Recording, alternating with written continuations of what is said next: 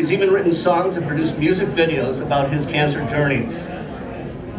He's a kind man and a very good guy who always seems to be smiling in spite of everything. He's such an amazing person. Please meet the Doors family. Ryan, his wife Brooke, their kids Asher and Everly, back here. Could you guys on piano recital tomorrow? Okay, no practicing. Such a beautiful family. Hard to believe they're ferocious warriors, but they are. Oh boy, are they ever. They're role models on how to fight pancreatic cancer head on. Full speed ahead and not taking no for an answer. They're in it to win it. It's my absolute pleasure to introduce PurpleStride's Survivor of the Year, Ryan Doors.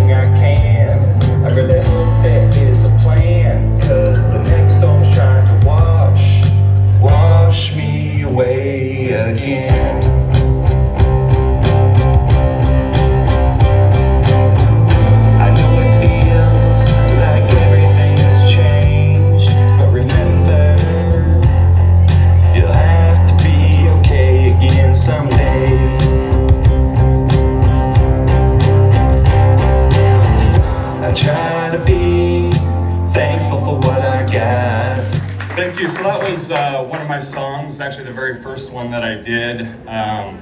So I'm going to give a kind of a quick plug to, we're part of an AYA, which stands for Adolescents Young Adult group. I barely came in at the tail end of the age limit there, so I guess I'm considered still a young adult. But I want to give a plug for AYA at the University of Iowa. They do some great things, and they work with Teen Cancer America.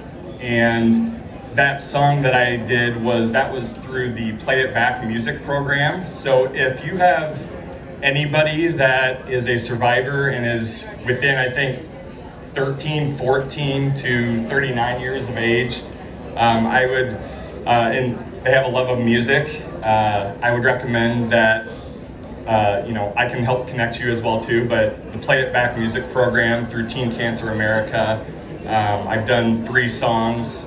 This was my first one, and I also have one about the struggles of being a parent. It's kind of a fun parody rap. And then I also have a song for my wife Brooke that I did for Valentine's Day. So thank you very much for every bigger turnout than last year.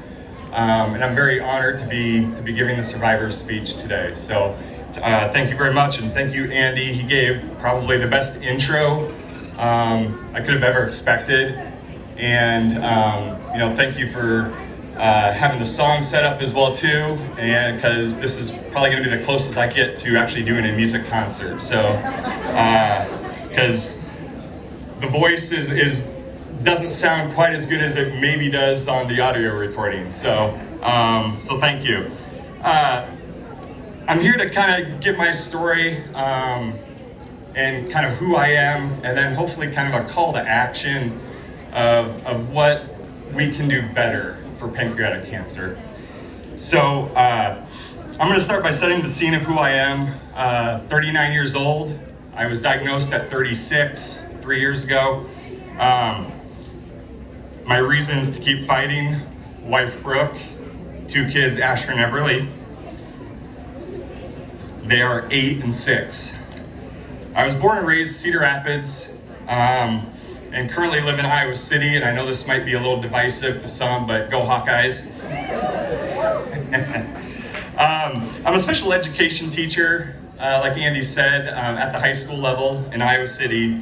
I love to watch sports, play games with my kids, be involved with my kids' activities, write songs, and read books.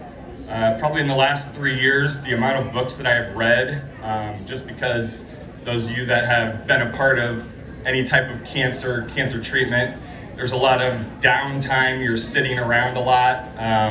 I probably have read 100 books in the last 3 years. My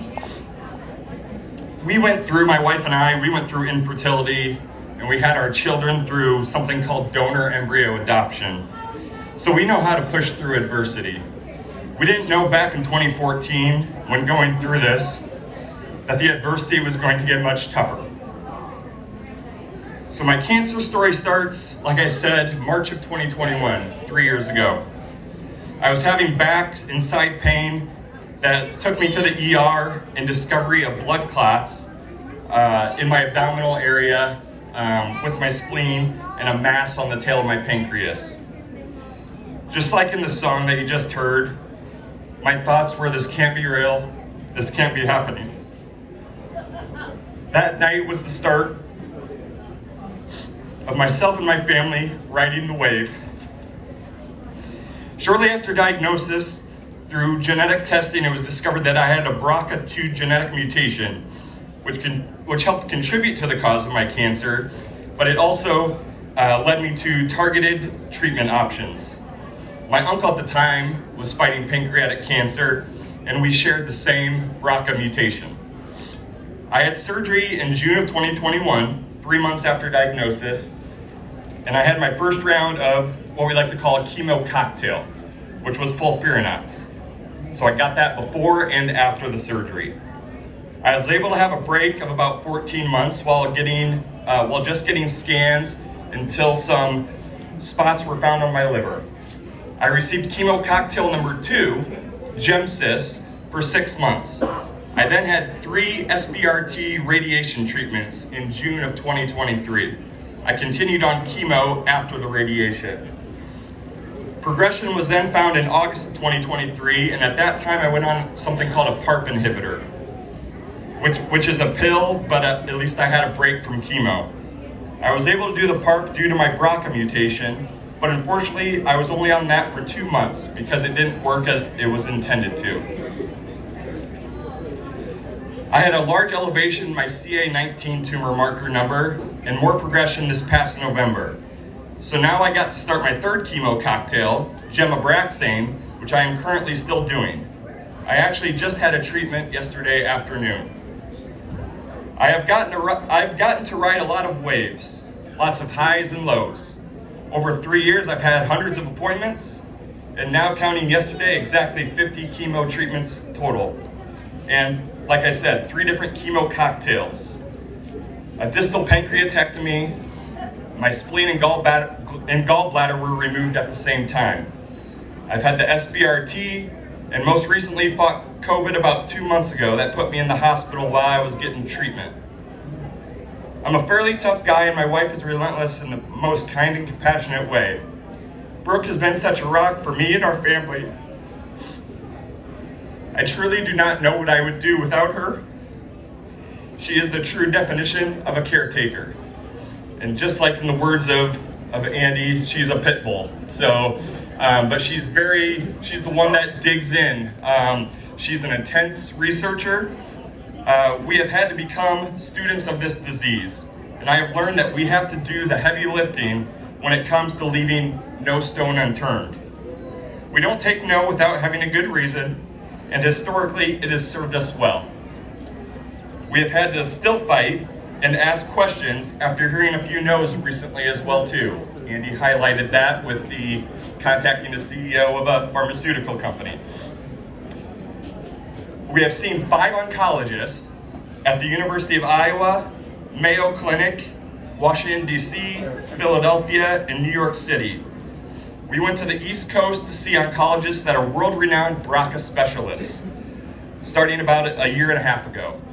Once again, we're leaving no stone unturned. I've modified my diet beyond recognition. No dairy, no red meat, and limited added sugar. I've lost my hair, experienced neuropathy, and most of the expected treatment side effects at one time or another. But I'm still here and overall doing pretty darn well.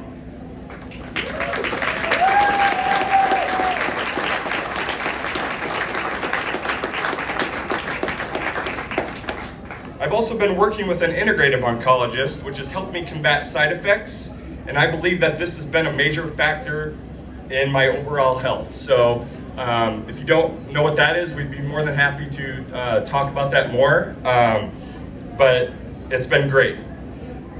We are fierce pancreatic cancer advocates who have connected with many different people who are experiencing a similar journey such as mine. We have fought against chemo drug shortages due to my own experience with the shortage of the chemo drug cisplatin. That was about a year ago. We worked with a great organization called Angels for Change, and within about 2 days, they helped myself and around 50 other patients at my hospital get the chemo drugs they needed. We have lent our name and story to many organizations, including the New York Times, Good Morning America, News Nation, and Fox News. We have worked with pancreatic cancer organizations such as PanCAN, and also another one called Project Purple. Brooke and I have truly taken this terrible situation and we've made the most of it. I feel like I've lived a lifetime in the span of these last 3 years. I know I'm lucky and blessed to be able to have these 3 years and hopefully many, many more, because there are so many more fighters that we have lost along the way. So in my call to action, we know the facts. 5-year survival rate of just 13%. It's the third leading cause of cancer death in the United States and soon to be the second leading cause. This is not okay. We need to do more because the storm is trying to wash us away and we can't let that happen. So how can we stop or slow the waves? Genetic testing. Genetic testing can help those with a family history be set up for early detection scans. So if you know somebody who has pancreatic cancer and they haven't had genetic testing, I would definitely recommend it. These can help set up and link families with resources and clinical trials as well. Another thing is to listen to your body. I was going to put off going to the hospital for my back and side pain back in the beginning. I'm obviously glad that I went when I did. You know your body, so don't put off something just because you never know what it could be. Another thing is to fight like hell against doctors not willing to listen or find a doctor who will. Just because we don't always fit with what the data says, and I haven't, that shouldn't rule us out for something like pancreatic cancer. Another thing is to stay positive. This can definitely be hard to do, but always staying in a negative mood and attitude will not change the situation that we are in. Don't be afraid to get help with talking through the issues you are facing. I have talked to therapists and other cancer survivors, and it really does help to talk it out. Journaling is also something that can help keep a positive mindset in this fight. PanCAN's vision is to create a world in which all patients with pancreatic cancer will thrive. The funds raised through PurpleStride today helps in this mission. They are taking bold action to improve the lives of everyone impacted by pancreatic cancer by advancing scientific research, building community, sharing knowledge, and advocating for patients. PanCAN has helped us in finding physicians, as I have seen 5 different oncologists in 5 different cities, as I mentioned before. The PanCAN Clinical Trials Navigator has been useful in our search across the nation for trial options for us. So in conclusion, Brooke and I would love to meet and talk with you if you are interested today or even later through social media or over the phone. We would love to hear your story and help in any way that we can. To the other survivors here in attendance and around the world, we are beating the odds. We can do this, and we will not let the storm wash us away. Thank you.